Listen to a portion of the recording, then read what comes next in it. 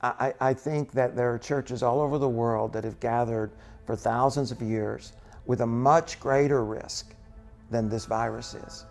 And if there was a purpose and a reason for them to gather, even in the days of Christ, then has that changed? Now, what do you think about those that say the church should be open? We begin with breaking news tonight because the death toll from the pandemic continues to rise. And the number one priority from our standpoint is the health and safety of the American people.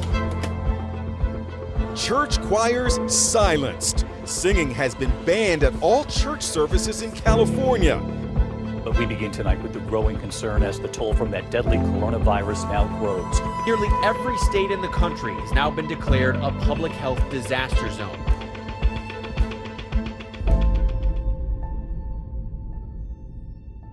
Well, guys, hey, I want to get together and, everything's crazy in this world. We got Easter around the corner.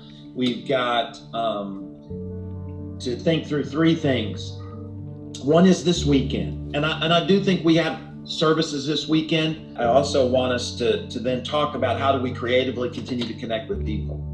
As soon as the government told us, hey, we're going to shut everything down, I had several concerns. One, of course, is this church has been here for 41 years, and how do we continue to do what God's called us to do? We all know Americans are waking up to a new reality right now. The CDC came out with new recommendations last night advising against holding gatherings of more than 50 people for at least the next 8 weeks. How do we continue to preach the gospel? How do we continue to see people get baptized? How do we continue to love on the hurting?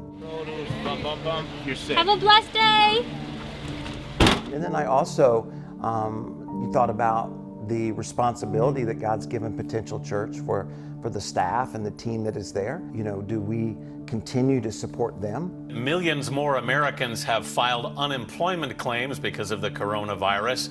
In Florida alone, nearly 600,000 people have applied for benefits since March 15th. And so that's where I kind of started, is just how do we continue to be the church? Based on your confession of faith, it is my honor and privilege to baptize you in the name of the Father, the Son, and the Holy Spirit. Go ahead and dunk yourselves. And so whether that be a service on the weekend, whether that be Bible studies, whether that be devotions, we were creating tons of content. We wanted to do it, as well as we could. And then we gave hope. The only hope is Christ. That's what we've always preached and still believe.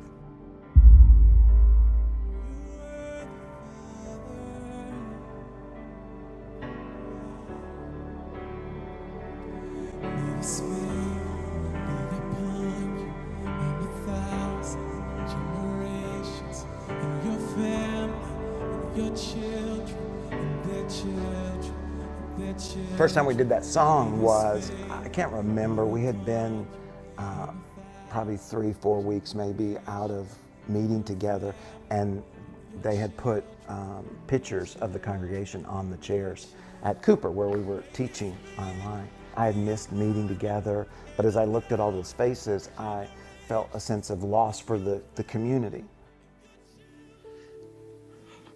You know how special it is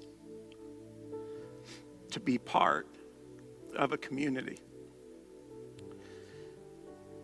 And how thankful I am that in 2020, while we can't all be in the same room at this time, is that we can be gathered together literally around the world and remember the great price that Jesus paid so that we could have the relationship that we do as believers. That's the power of Christ working through the local church, which is his people. And so that's why when I think about us not gathering or us giving in to fear, that's the danger. Because what we're talking about is real. My kids are real. My grandchild is real. And they're growing up in a home because the kind of home that they're growing up in, the kind of love that they're experiencing is because of the local church and who Christ is.